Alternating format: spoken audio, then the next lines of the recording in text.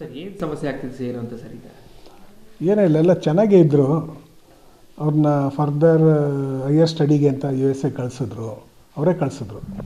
ಕಳಿಸ್ಬಿಟ್ಟು ಮತ್ತು ಅಲ್ಲಿಂದ ವಾಪಸ್ಸು ಮೇನಲ್ಲಿ ಇದು ನವಂಬರಲ್ಲಿ ಬಂದರು. ನವಂಬರ್ ಬಂದಾಗ ಅಲ್ಲಿ ಮನೇಲಿ ಕಿರಿಕ್ ಶುರುವಾಯಿತು.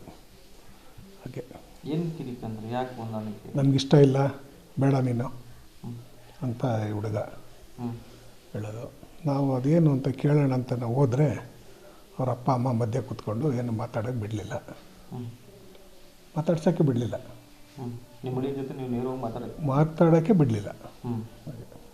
ಏನು ಸಮಸ್ಯೆ ಅಂತ ಸರ್? ಲವ್ ಮ್ಯಾರೇಜ್ ಆಗಿ ಮದುವೆ ಆಗಿ ಎಲ್ಲರೂ ಒಪ್ಪಿಸಿ ಮದುವೆ ಆದಮೇಲೆ ಈ ರೀತಿ ಮದುವೆ ಆಗೋಕ್ಕೆ ಮುಂಚೆ ವಾರನೂ ನಮ್ಮ ಮನೆಗೆ ಸುತ್ತಿದ್ರು ಮಾಡಿಕೊಡಿ ಅಂತ.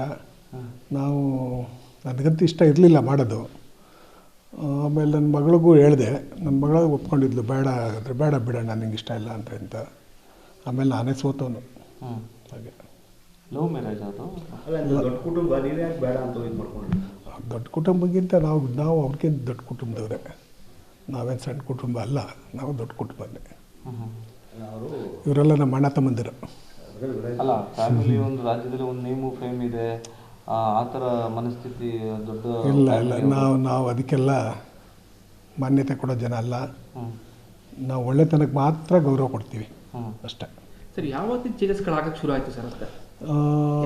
6 ತಿಂಗಳು ಎಜುಕೇಷನ್ ಮುಗಿಸ್ಕೊಂಡು ಇಲ್ಲಿ ಬಂದಾಗ ಶುರು ಆಗಿದ್ದದು. ಅಲ್ಲಿ ತನಕ ಚೆನ್ನಾಗೇ ಇದ್ದರು. ಹಾಗೆ ನಾನು ಮೈಸೂರಿಗೂ ಬರುವ, ಆತ ನನ್ನ ಮಗಳು ಇಲ್ಲದೇ ಇದ್ದಾಗಲೂ ಬಂದು ಮಾತಾಡ್ಸ್ಕೊಂಡು ಹೋಗುವ, ನಾನು ಹೋಗುವೆ, ಮಾತಾಡ್ಸ್ಕೊಂಡು ಬರುವೆ. ಚೆನ್ನಾಗೇ ಇದ್ದರು. ಇದ್ದಕ್ಕಿದ್ದಂಗೆ ಈ ಅವನಿಗೆ ಫಿಲಮ್ ಸಿಗ್ಬೇಕಾದ್ರೆ ನನ್ನ ಮಗಳೇ ಕಾರಣ. ನನ್ನ ಮಗಳಿಲ್ಲ ಅಂದರೆ ಅವ್ನಿಗೆ ಫಿಲಮು ಸಿಗ್ತಿರ್ಲಿಲ್ಲ. ಈಗ ಮಾಡಿದ್ರಲ್ಲ ಆ ಫಿಲಮ್ಮು, ಅದು ಯುವ ಫಿಲಮ್ ಆಗುವಾಗಲೇ ಚೇಂಜ್ ಆಗಿದ್ದು, ಶುರು ಆಯಿತು. ಆಮೇಲಿಂದ ನನ್ನ ಮಗಳು ನವಂಬರಲ್ಲಿ ಬಂದಾಗ ಡೈರೆಕ್ಟ್ರು ಮತ್ತು ಪ್ರೊಡ್ಯೂಸರು ಅವ್ರಿಗೆಲ್ರಿಗೂ ಗೊತ್ತಾಗಿ ವಿಷಯ. ಅವರೆಲ್ಲ ಅವನಿಗೆ ಬುದ್ಧಿ ಹೇಳಿದ್ರು ಆತ ಕೇಳೋ ಪರಿಸ್ಥಿತಿಯಲ್ಲಿ ಇರಲಿಲ್ಲ. ಏನು ಚೇಂಜಸ್ ಇತ್ತು ಸರ್ ಅವ್ರ ಹತ್ರ? ಯುವ ಹತ್ರ ಏನು ಚೇಂಜ್ ಇತ್ತು? ಫಿಲ್ಮ್ ಟೈಮಲ್ಲಿ ಏನು ಚೇಂಜ್ ಆಗಿರ್ಬೋದು, ಇಲ್ಲ ಬೇರೆ ವ್ಯಾಮೋಹ ಏನಾದ್ರು ಇತ್ತು? ಎಲ್ಲ ಇರ್ಬೋದು.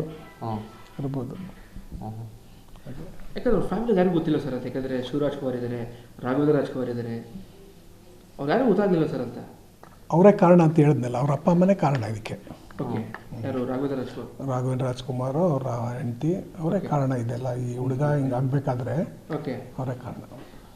ಅಶ್ವಿನಿ ಪುನೀತ್ ರಾಜ್ಕುಮಾರ್ ಅವರು ಭಾಳ ಹತ್ತಿರ ಇದ್ದಾರೆ ಸರ್ ಅವ್ರ ಫ್ಯಾಮಿಲಿಗೆ. ಅವರು ಸಾಕಷ್ಟು ಬುದ್ಧಿ ಹೇಳಿದ್ದಾರೆ, ಬೈದಿದ್ದಾರೆ, ಎಲ್ಲ ಮಾಡಿದ್ದಾರೆ. ಅಶ್ವಿನಿ ಅವರು ಎಲ್ಲ ಥರದಲ್ಲೂ ಅವರಿಗೆ ಹೇಳಿದ್ದಾರೆ, ಚೆನ್ನಾಗಿ ರೇಗಿದ್ದಾರೆ ಅವರಿಗೆ, ಬಂದು ಇವೆಲ್ಲ ಮಾಡಬಾರ್ದು ಅಂತ. ಆದರೂ ಅವ್ರ ಮಾತು ಕೇಳಿಲ್ಲ ಅವರು.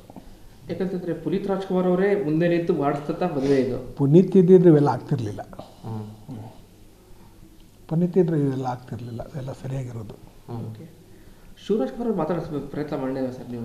ಒಂದು ಸಾರಿ ಭೇಟಿ ಮಾಡಿ ಮಾತಾಡ್ಸೋಣ ಅಂತ ಟ್ರೈ ಮಾಡಿದೆ, ಆಗಲಿಲ್ಲ. ಈ ನೆಕ್ಸ್ಟ್ ಮಗಳು ಬಂದ ಮೇಲೆ ಒಂದು ಸಾರಿ ವಿಷಯ ಹೇಳ್ಬರೋಣ ಅಂತ ಅದು ಆಮೇಲೆ ಅವರು ಬಿಟ್ಟಿದ್ದು.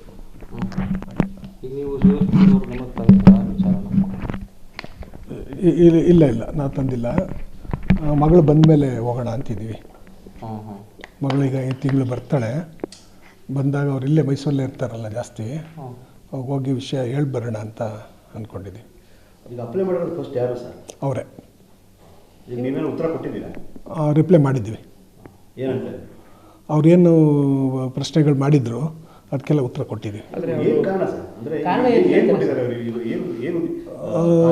ನನ್ನ ಮಗಳು ಅರೇಂಜ್ಮೆಂಟ್ ಮಾಡ್ತಾಳೆ ಅಂತ. ಏನು ಅರೇಂಜ್ಮೆಂಟೋ ಗೊತ್ತಿಲ್ಲ ನಂಗೆ ಸರಿಯಾಗಿ. ಆತ ನಮ್ಮ ಮಕ್ಕಳು ಆ ಥರದವ್ರಲ್ಲ. ನಮ್ಮ ಮಕ್ಕಳನ್ನ ನಾವು ಆ ಥರ ಬೆಳೆಸಿಲ್ಲ.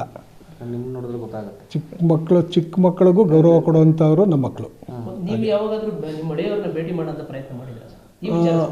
ಈ ವಿಚಾರ ಸಂಬಂಧಪಟ್ಟಾಗೆ ಡಿಸೆಂಬರಲ್ಲಿ ಆತ ಮಾತಾಡಬೇಕು, ಬರ್ತೀನಿ ಅಂತ ನಾನು ಫೋನ್ ಮಾಡಿದ್ರು ಡಿಸೆಂಬರಲ್ಲಿ. ಆಯಿತು ಬಾಪ್ಪ ಅಂದೆ. ಬಾ ಅಂದ್ಬಿಟ್ಟು ಅಲ್ಲಿ ಒಂಟಿಕೊಪ್ಪಲ್ಲಿ ಇರ್ತೀನಿ ಬಾ ಅಂತ ಅಂದೆ. ಅಲ್ಲಿಗೆ ಅದೇನೋ ಯಾತಕ್ಕೋ ಬರ್ತಾಯಿದ್ದೀನಿ, ಎಲ್ಲಿ ಸಿಗ್ತೀರ ಅಂದರೆ ಒಂಟಿಕೊಪ್ಪಲ್ಲಿದೆ ಬನ್ನಿ ಅಂತ ಅಂದೆ. ಬಂದ್ಬಿಟ್ಟು ಏನು ಮಾತಾಡಲಿಲ್ಲ, ಸುಮ್ಮನೆ ಕೂತಿದ್ದ. ಒಂದು ಅರ್ಧ ಗಂಟೆ ಸುಮ್ಮನೆ ಕೂತಿದ್ದ. ಆತ ಅವ್ರ ಡ್ರೈವರ್ ಇಬ್ಬರು ಬಂದಿದ್ದರು. ಆಮೇಲೆ ಹೇಳೋದು ಏನು ಬಂದೆ ಹೇಳು ಏನು ಅಂತ ಅಂದೆ. ಏನಿಲ್ಲ ನೀವು ಮಾತಾಡ್ಸ್ಕೊಂಡು ಹೋಗೋಣ ಅಂತ ಬಂದೆ ಅಂತಂದರು. ನಾನು ಒಳ್ಳೆ ಮಾತಾಡಿದೆ ಅವರಿಗೆ, ಚೆನ್ನಾಗಿರಬೇಕು ಅಷ್ಟೇ, ಚೆನ್ನಾಗಿರಿ, ಇವೆಲ್ಲ ಆಗಬಾರ್ದು, ಇದೆಲ್ಲ ಆಗಬಾರ್ದು ಅಂತ ಹೇಳಿದೆ. ಸರಿ ಆಯಿತು ಅಂದ್ಬಿಟ್ಟು ಹೋದ. ಅವತ್ತೇ ಏನು ಮಾಡಿದ್ರು ನಿಮಗೆ? ಹಾಂ, ಈ ವಿಚಾರ ಅವತ್ತೇ ನಿಮ್ಮ ಗಮನ ತಂದಿದ್ದೀರಾ? ಯಾವುದು? ಡಿವೋರ್ಸ್ ಕೊಡುವಂಥದ್ದು, ಬೇರೆ ಆಗುವಂಥದ್ದು ವಿಚಾರ? ಅಲ್ಲ, ಅದಕ್ಕೆ ಮುಂಚೆನೇ ಮನೆಯಲ್ಲಿ ಸ್ವಲ್ಪ ಗಲಾಟೆ ಆಗಿತ್ತು. ನನ್ನ ಮಗಳು US ಬಂದಾಗ ನವಂಬರಲ್ಲಿ